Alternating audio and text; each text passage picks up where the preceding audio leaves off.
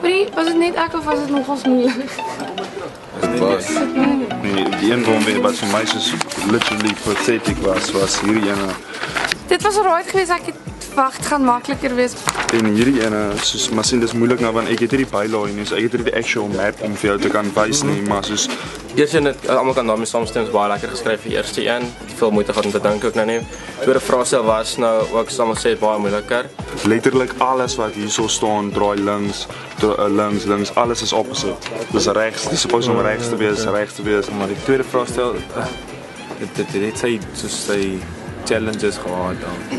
So dan op die einde waar dit kom waar jy moet weet, dan vra hulle vir jou dis aan die linkerkant, dan sê nou onseker want is dit nou supposed om andersom te wees, is dit nou die regterkant een of die linkerkant een want alles is andersom. Ek het ook geskryf is net 4 wat vir my baie moeilik gewees het. Soos vraag 1.4 het ek glad nie verstaan. Maak hierdie net ek nogals lank gevat om klaar te maak en jy moet ook mooi dink en mooi lees voor jy iets beantwoord. Kyk, om eerlik met jou te wees, ek het baie willer verwag.